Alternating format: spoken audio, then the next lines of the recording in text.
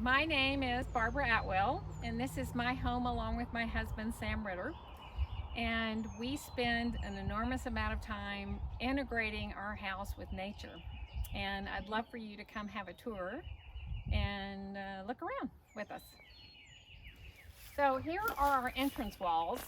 They're on either side of our circular driveway, and we put in habitat cavities so that birds and we've actually seen a frog in one, and we've also seen a tarantula in one. So there's all these different creatures that get to live inside our walls, and there's some on the inside and the outside. That's been really fun to watch when you drive in and out and see who's living there. Now we'll walk down the driveway. We left our property as native as we could, and we balanced it out. We left a lot of ash junipers, because actually ash junipers are quite valuable to the habitat, even though they have a bad reputation, mostly because they make people sneeze. But they're crucial to the golden tree warbler, which has been in this area, because they need the bark to make a nest, and they make the nest in the oak savanna right next door. Right to the right is an oak tree. So it's a really valuable habitat. They did get too many in numbers because about in the 1800s we stopped fire and we brought in cows, and both of those things favored having a little bitty too many ash junipers.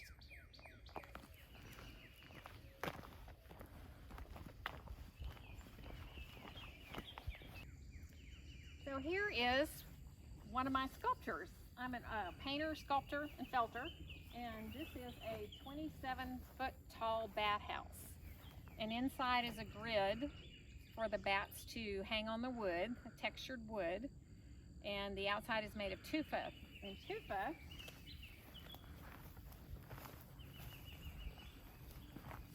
is a product that's basically a lightweight cement. So there's a steel structure under here, basically rebars, and then the tufa is cement, sand, perlite. And so the perlite vermiculite, it basically dissolves out with time. And if you were in a cooler climate, not Texas, mosses would grow. It's very common in European cities, and it's also much more lightweight.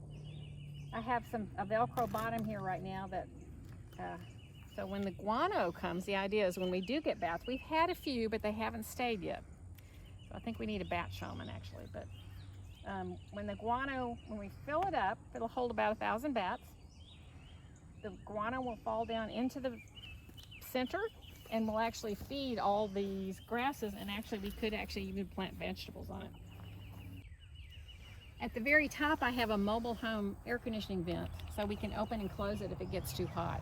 That's like about 100 degrees. They like it to be warm, but I think this might get too hot in the middle of August. And over here on the front is a hieroglyphic sign, which is reminiscent of Newgrange, which is a very ancient burial site in Ireland. But it's just a beautiful classic symbol that occurs in a lot of cultures. And the opening is right below that, and that's about the size that bats want, and that's about the height that they need, that they prefer. So just got to get those bats. So all over our land, our house, we build little piles of rocks or sticks, whatever, to create shelter for wildlife, which is one of the most needed things. When we just have a flat lawn, there's no shelter. So this house is a pile of rocks and actually has a hole that goes down, and there is a tarantula living there. And the female tarantulas are usually living about 20 years in the same spot. It's the males that wander, and when we first moved out to this neighborhood, there were 20 or 30 male tarantulas crossing the road. We don't see nearly as many anymore, but they're here. So this is a series of felted nests that I built for a show at the Elizabeth Ney last spring, right when the pandemic hit. And it's birds live in it. So there've been some few nesting little house wrens and nesting in it, and it's all out of felted wool, so it'll last out here a few years. But they love the wool, the texture, because it feels so organic. Entering our side yard through the 3 bears.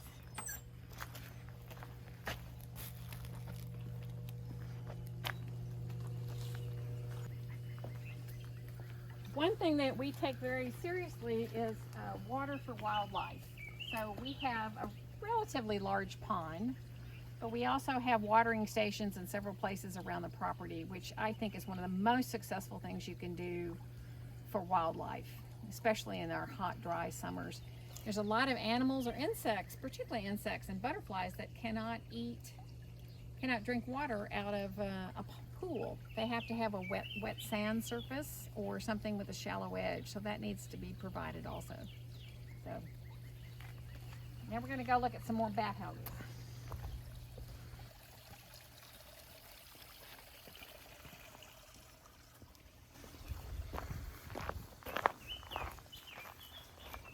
We also have several owl houses around, mostly because we had too many mice for a while. They kept getting in the attic, and that seemed to solve the problem completely. And this is what you get when you don't mow.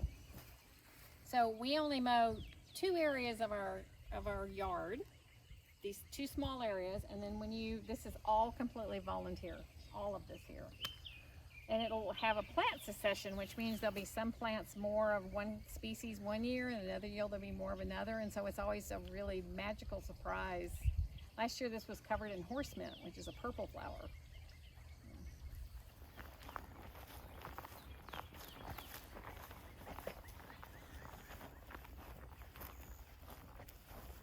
And here is our next Bathouse,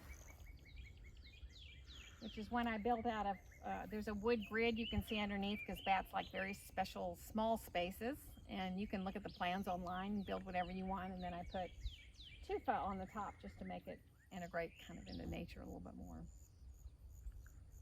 And then we have one more.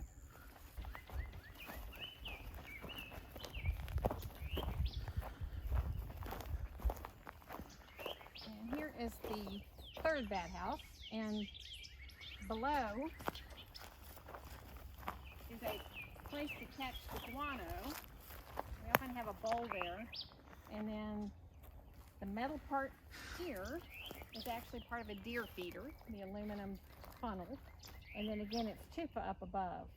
And this one needs to go at least, we're going to move it up another at least 6 feet, because what happens now is we get squirrels in there all the time.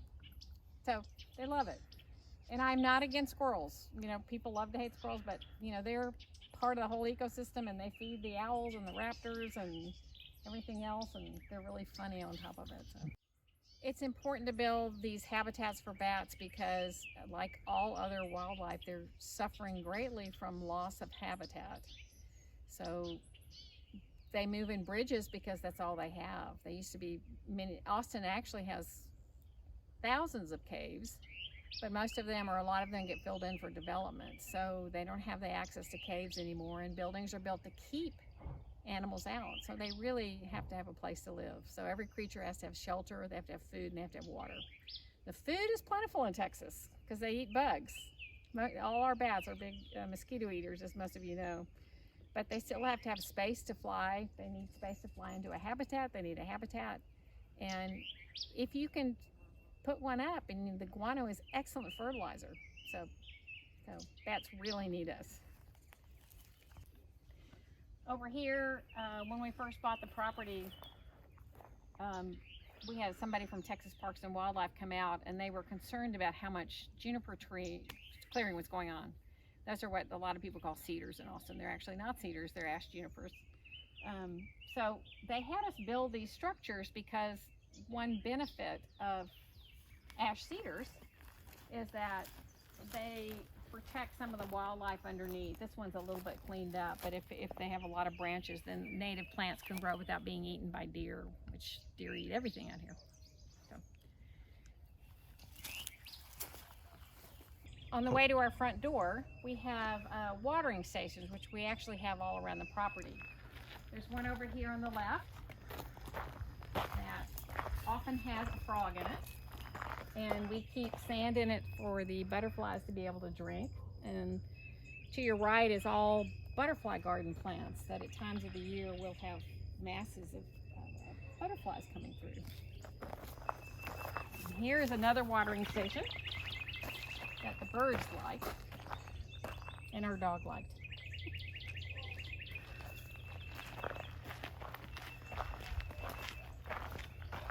And we'll come in our house and I'll describe to you. Our house is out of rammed earth and I'll tell you what it's about.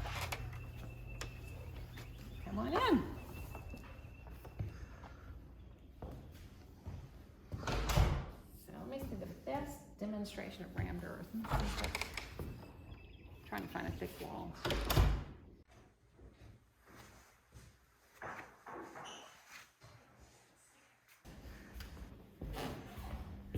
So we built our house out of rammed earth, which is basically they scoop the dirt right off the property. They mix it with about 4 or 5% concrete, and then they compress it at 2,000 psi's, which turns it into sedimentary rock. So these walls are up for 500 years plus.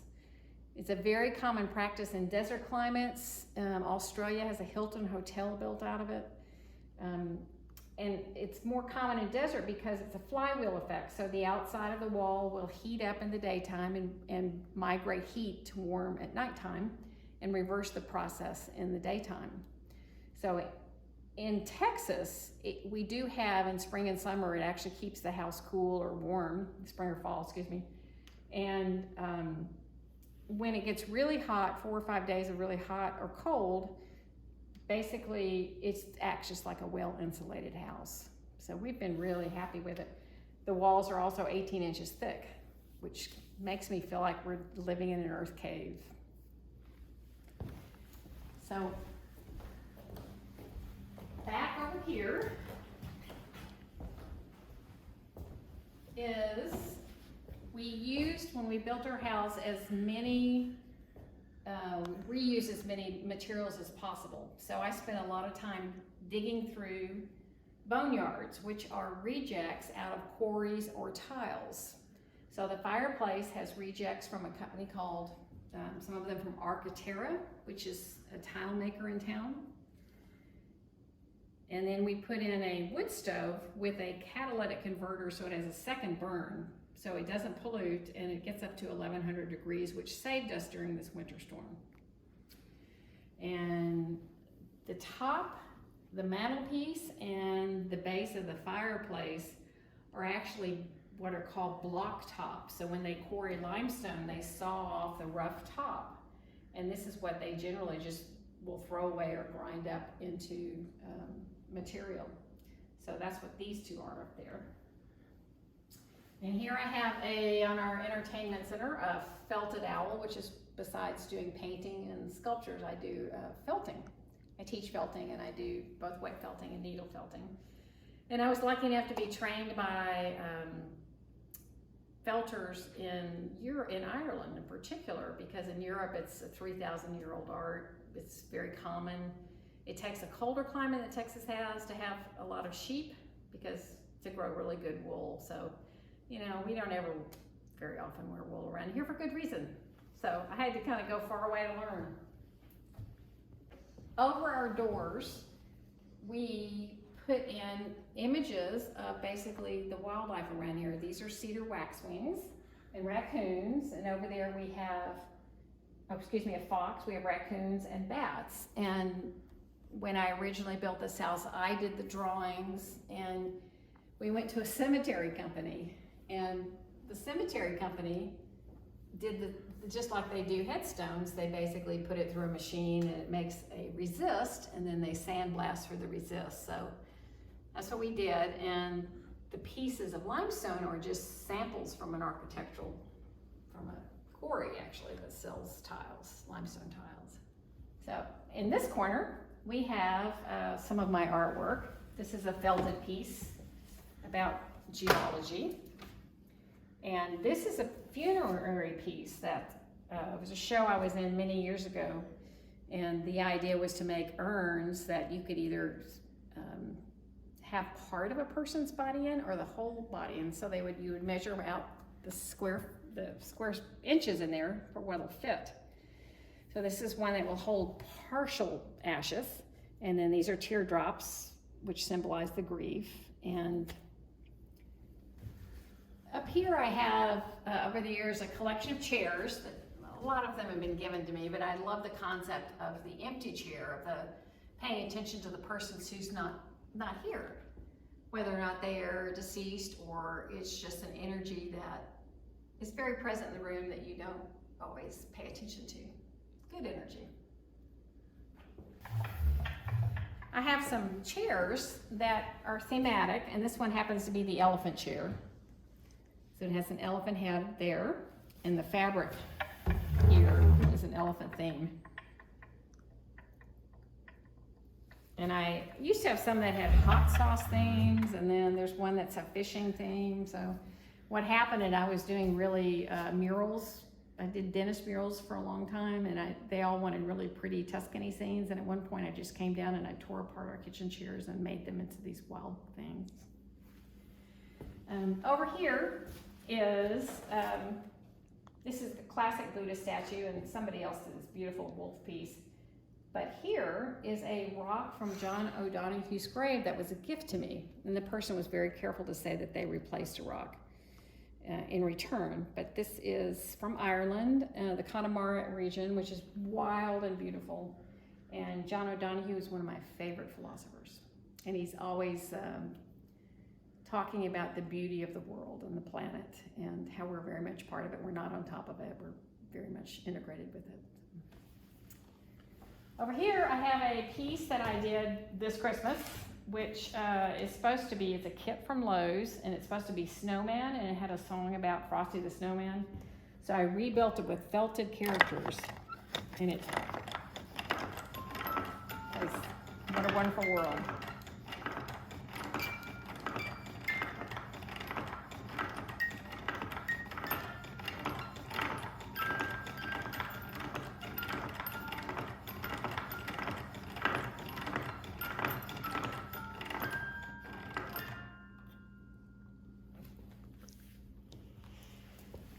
And over here we have some more remnants. These were tile samples from Architectura that I built the mosaic over the stove. And we used slate from, we bought it from UT Ballroom, and they were pieces of it that have little flecks of gold in it that stick up, and so they rejected them. So all this is from would have been on the UT Ballroom floor. And by pure accident, it's become a living chalkboard.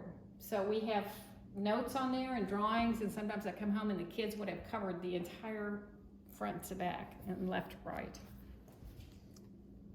Over here is basically our family altar, which I think every house should have, and it's all the things that are special to us. There's photographs, there's pets that have died, there's little treasures we found around the property, and it migrates throughout the years. Things change, things grow, some come, new things happen, so it's kind of a really special spot in the house.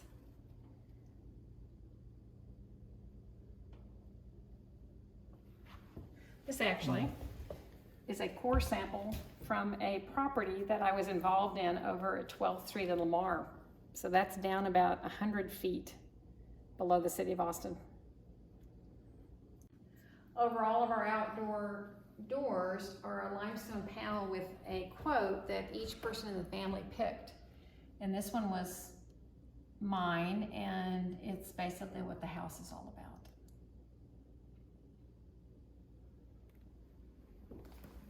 Here.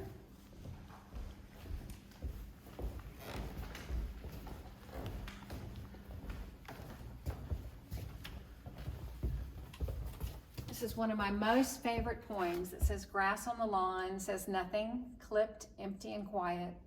Grass in the fields whistles and slides and casts up a foam of seeds. Tangles itself with leaves and hides whole rustling schools of mice. So every time I see along the road an unmowed lawn, I want to put that sign in it. So the floors between the two, we have two basically rooms that have rammed earth, and underneath is a crawl space, but the connector is just a cement slab. So we put in lots of things. There's a leaf here, there's leaves, there is a geode here on the floor, and then we have wolf footprints over here. We tried to get our dog to do it, but she was too nervous about it. So I got an impression of a real mountain lion print. It's an actual cast of one. And it walks all the way into the laundry room. And this heads over into my office area with several collections of art. These are some felted pieces. This is a wild goat head. These are a series of snow globes I did a few years back. Well, they have themes, like this one is a sewing machine theme with all the sewing parts. This one actually turns on. It's a firefly. Okay, the battery's dead. Cut that. This is Soul, which is just silicone stuck onto glass. And this is glow-in-the-dark spaghetti. It actually does glow in the dark. That's glow-in-the-dark Fimo in there. This one's just Ode to an Artichoke. So the bathroom is an art gallery unto itself. So on the right is a nail through a rock. The toilet paper holder is a doll cabinet from probably the early 1900s, and a sign about fish worshiping and asking if that's wrong. This was an old cabinet. Some of you might recognize that people had telephones in. They were built into the walls. There would be a telephone receiver right here. And I turned that into a wildlife scene. And in the floor is a fork from my great-grandmother from the mid-1800s. It has her initials on it. This one is a polar bear in need of more iceberg. That's out of both needle felted wool and the base is wet felted wool. These are about extinct birds that are in ghost form. That's felted with deer antler. And then over here, I did album covers for a Austin musician who's amazing named Mitch Watkins. He used to play with Passenger and then Leonard Cohen and a lot of other well-known musicians around town. So these are a series I've been working on with felted wool. And the idea is when you want to go through the wild woods, you need some protection, and you also need a way to communicate with the trees and the plants and the animals in the forest. So there's an ancient Irish term called sigil, and it means blessing a magic spell on clothing. So these are all meant, or some of these are meant to be symbolically wraps that you would wear when you went into the woods. And this way you can be safe and you can actually communicate with the whatever landscape you're in. This one's actually just generic kind of, so you're just dressing as a wild thing. This one is a sheep, and it references how sheep have a beautiful life without the wind and the rain and the grasses, and it's very peaceful.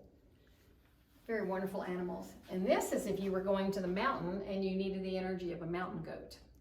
So you put the hat on, and this would be, you can't technically wear this, but it would be like that, wearing that.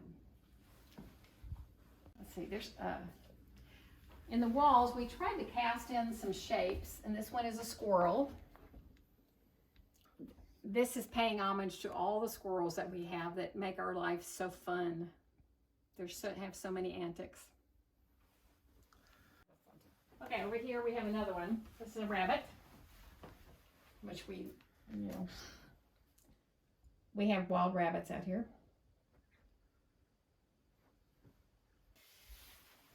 And this is one of my most favorite pieces of all. This is Baba Yaga. And the story of Baba Yaga is she's Slavic, and she's the kind of, she's a witch that lives in the woods. And if you go to ask her, you make a big journey, go through the woods, and you ask her a question about from your soul, what you need to really know. And if she likes the way you ask it and you're coming from the right place, then she'll actually help you with the answer. If she thinks you're fake and you're not serious, then she'll eat you. And it's a very well done culture. Her house is on chicken legs, so it responds. That's a reference to the chicken legs her house walks around on. It's kind of wild, crazy.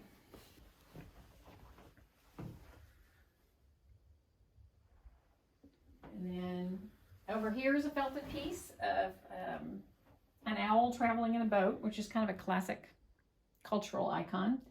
And there's a compass on her heart, and trying to follow the compass wherever her soul needs to travel. This is a jester chair. It's a little hat on it. And here is my lemur. And over here are some more characters I have a series of crows. So this crow is the sound wave crow. It's got patterns of sound waves on it.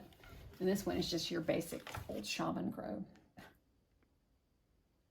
I've got a whole family going. These are two paintings where the top one is a shaman, and there's an endangered species in that painting. It's an ibis, very rare ibis bird from North Africa. And she is putting some magic seeds in the well, and afterwards there is a harvest, and you don't know what's in the harvest. It's a mystery.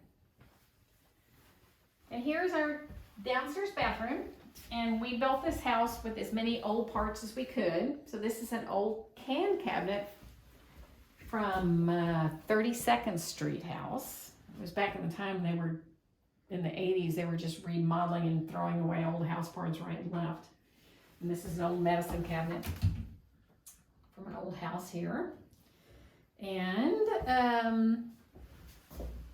this here is a towel that we keep in the bathtub because we always have insects falling in there.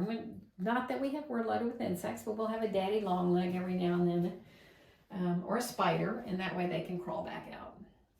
So we just keep a towel along the side of the edge. On the floor is a well-known Native American origination symbol called the 13th moon turtle. So there are 13 shells here, which stands for the 13 moons that happen throughout the year. And the turtle itself, the story is the turtle went down into the oceans, which were completely covering the earth, and brought back up a handful of sand and dirt from the bottom to the top, and that's what started all the continents. Here's our outdoor shower, which we thoroughly enjoy. And right now the wisterias are in bloom above your head. And we built it also out of rammed earth block, which has stucco over it. So wherever we weren't able to ram in a solid mass of a wall, you can actually put blocks that were made with a machine that rams the dirt, build them up, and then stucco over them. So that's what this is. So this is a mural we did of fish. This is slate from the kitchen area and copper, and these are shells that are fossils that we gathered on the hillside behind the Toys R Us, the old Toys R Us in Austin. It's loaded with these things. So if you really want to make a creative space in your house that feels meaningful, make sure and integrate nature into everything you do. And if you look around in your house, all the materials actually are natural anyway. We use a lot of wood, sheetrock is limestone. We actually are living in nature. It's just been modified a bit. We get so much joy out of looking at the nature outside. So to be able to have that be in place, you want water, you want to make little shelter piles. It's very easy to do. You want to plant native plants. You want to take out invasive species, which is a lot of work, and you'll be richly rewarded. And I think the most important thing to me is to realize that human beings are not in a hierarchy and we're at the top and blue-green algae at the bottom. I think we're all equal and all the same. And once you take that mindset, you'll feel much more connected. You won't feel this odd alienation and kind of a poverty of soul that we get by being so separate. And one of the best ways to do it is in your home, because our home is one of our most sacred spots that we all have. Thank you so much for spending time in my house and sharing all the wonders that we have discovered here and built here. And I hope you have a wonderful time working on your house, and have a great day.